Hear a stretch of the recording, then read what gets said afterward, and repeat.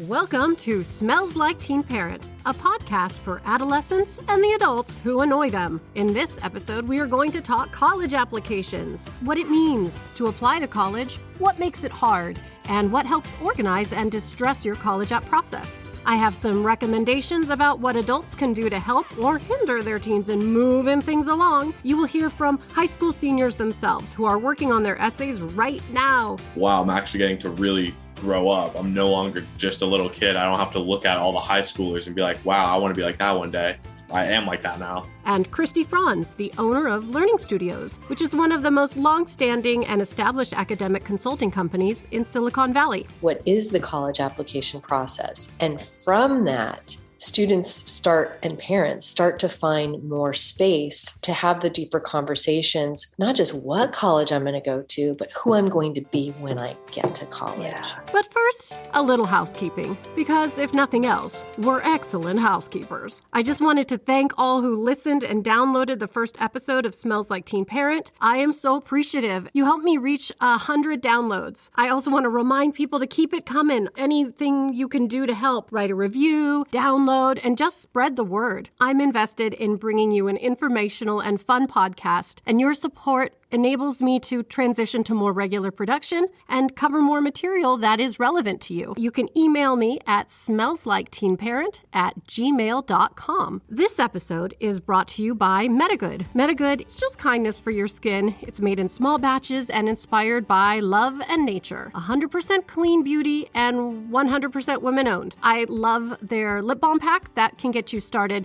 You can also just put it under your eyes to soften those deepening creases and dark circles that are caused by raising successful children. This podcast is also sponsored by nextphase.ai, your cloud data management, data analytics leader for the enterprise. It's time for your daily inspiration. That little voice we all have inside asking, do I need this cup of coffee? Say to that voice, fuck yes you do. The days where you filled out 1 or 2 paper applications with a chewed-up Bic pen are gone. With fierce competition, busy families, and a plethora of options, students are applying to more colleges than ever. There are more than 3,800 colleges in the U.S. and at least 382 great colleges, according to Princeton Review. It's hard to even pick out a shirt in the morning, so this process can be pretty overwhelming. I love to begin the conversation with students in a low-pressure, curious, but not pushy environment. That's going to help everyone begin to wrap their minds around the process and uncover student preferences. It's okay to not know what's out there. I like being able to go through and see all like the different available majors and stuff. Just kind of like seeing what the colleges offer is interesting. This landscape has resulted in the college consultant industry, of which I am part, and the occasional scandal, of which I am not part. But here's looking at you, Rick Singer. Let's just take a minute here and note that if you are in a place where you're even considering going to college or sending your kid off to college, congratulations, because you are in the top 6.7% in the world. And with that, let's just have a moment of gratitude that we live in a time where higher education is more accessible and more diverse than ever, especially for those who historically have been left out of the process for higher education. Women, people of color, members of the LGBTQ+ community. According to the American Association of Colleges, students of color attending university since 2006 has nearly doubled. Hispanic students have the highest increase of high school graduates attending college. The reality is that generally, college degrees are worth the investment. Evidence shows that young women who earn college degrees not only increase the likelihood of a healthier future for herself, including longer lifespan, but ultimately increase the economic status of the entire communities that they live in. That's pretty hopeful, right? Of course, we certainly have a lot of work to be done in terms of continuing to make the playing field more equal and equitable across higher education. We have problematic achievement gaps, and students of color have to borrow more and have more debt. So what can we do? We take time to examine our beliefs, and then we model it to our kids, our friends, our community. We want to encourage collection of data within our schools to identify where we see achievement gaps and implicit bias in teachers and administrators. We also want to listen with empathy to the voices of students who have concerns. And if you have the means, you can make a donation to a college, particularly historically Black colleges like Howard University. And if you have other ideas, I would love to hear them. No doubt about it, there's a lot to applying to college. What's been the hardest part of this process? staying like organized, like trying to kind of figure out like what I'm doing and how I'm doing it. Or like I like going into it, I had no clue like at all what I was doing. I didn't know anything about the applications, what the questions, where to go, any of that. So I guess. What's been the hardest part of this college process for you? Probably like how disjointed it is. Like if I didn't have a counselor, I would be like, I wouldn't know where to start. Like with the different types of applications and like all the early stuffs as well, where there's like no real clear checklist for like an ordinary person who's trying to do everything by themselves. What's the hardest thing about this process for you? Choosing which school I want to go to. There's so many like different options, and I could go to Michigan or I could go to like New York. Overseeing timelines and deadlines, developing a working college list, writing lots of essays about yourself, studying for SAT and ACT, along with your senior year classes, making an impressive resume, all the components students have to work through with some degree of independence. Like you've helped me know what to not stress about and like what to do. What to stress about? Yeah. I mean, I'm blown away that they can do it at all. But I'll say it again. This process belongs to the adolescent, not the adult. Adults, if you're freaking out because your teen can barely get themselves to school on time or turn in an assignment on time, you're not alone. This is where you use your ironclad patience and your humor, your humility. Ask for help. I'm Christy Franz, and I am the director at the Learning Studios in Burlingame. Who are the people that you see? We see students from all backgrounds.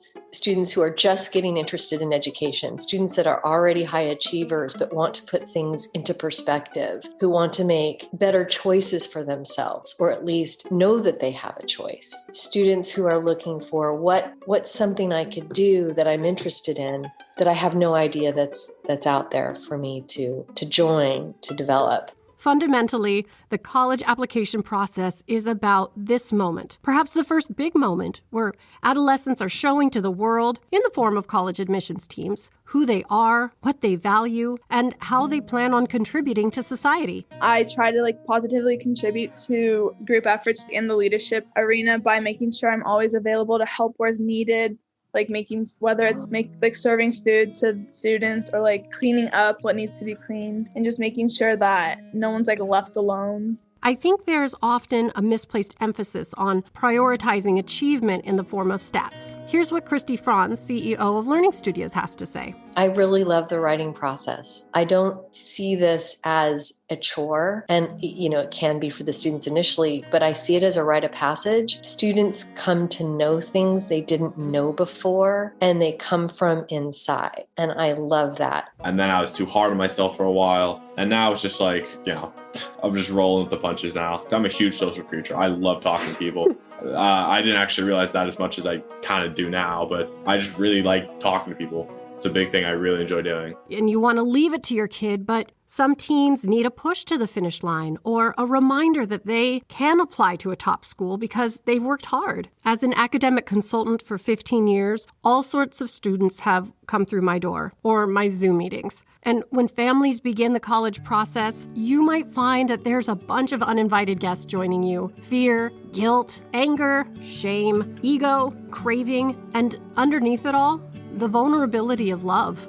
My favorite part of this process, and one that is particularly liberating for high school seniors, is the time they take for self-reflection and writing their college essays. These essays ask them to consider their talents and flaws, what makes them lose track of time, what obstacles they've faced, how they've demonstrated leadership, what they've done to care for their community. These essays are asking that essential question that we all need to keep exploring. Who are you? And in the words of poet Mary Oliver, what is it you plan to do with your one wild and precious life? So I'm going to answer that question with the first email I received from a teenager. Yay, thanks for your emails. Okay, here it goes. Dear Smells Like Teen Parent, I am a high school senior and stressed out about college applications. I have a 3.6 GPA. I play sports, volunteer at food banks and the SPCA, and have a part-time job as a hostess.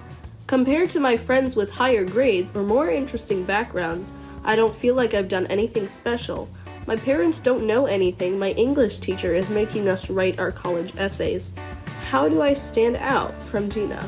Okay, Gina, first of all, thank you for taking the time to write. You are in good company. Anyone who's ever felt ordinary or not special as they have to put themselves out there is going to identify with your experience. Okay, let me be brief. You are enough, just as you are. So be courageous in your writing. Show that story in your life that demonstrates your vulnerability, your humor, your insight. Avoid generalities. Don't highlight the obstacle or the bad experience that you've had, but show how you've moved through it and grown. For example, being a hostess.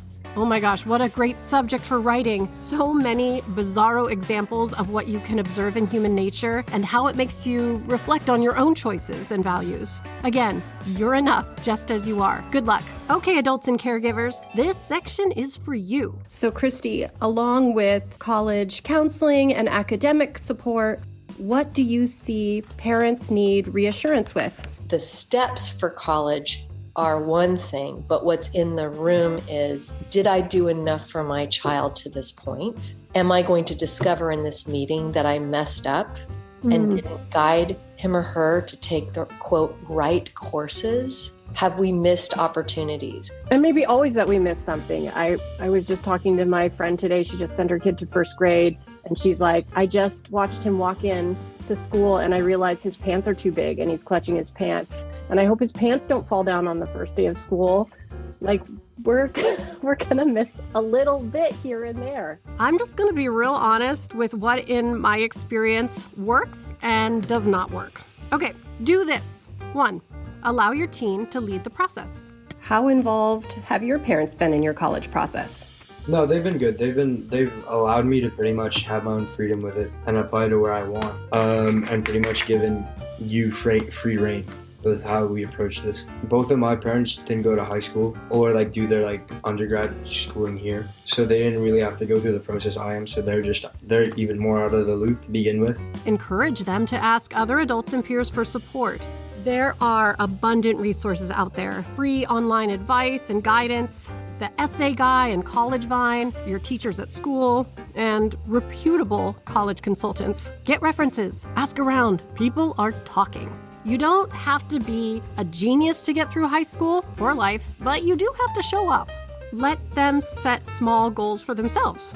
Encourage your teen to take leadership roles whenever they can. Encourage them to get out of their comfort zone. You're doing an amazing job. I mean, really. I know you're probably exhausted and maybe a little resentful that your teen isn't showing you more daily gratitude, but that's why you have friends. They're a safe place where you get to make fun of your kids and do some eye rolling, and then you just get right back in there. Stop doing this. Micromanaging the process. I totally understand the need to make sure this college process gets managed, so help your teen by asking them what they need. They don't know? Okay, then you can provide some options. Hey, do you need help with organizing timelines? Do you need help with your essays? Do you need help with college research? Stop doing this. Stop telling them what activities they need to do to get into Stanford. Stop comparing them to siblings, to their friends, to your friends' kids, to their relatives. Stop paying anyone who guarantees they can get your kid into Harvard or Stanford or USC or Princeton if you pay them $50,000. Ooh.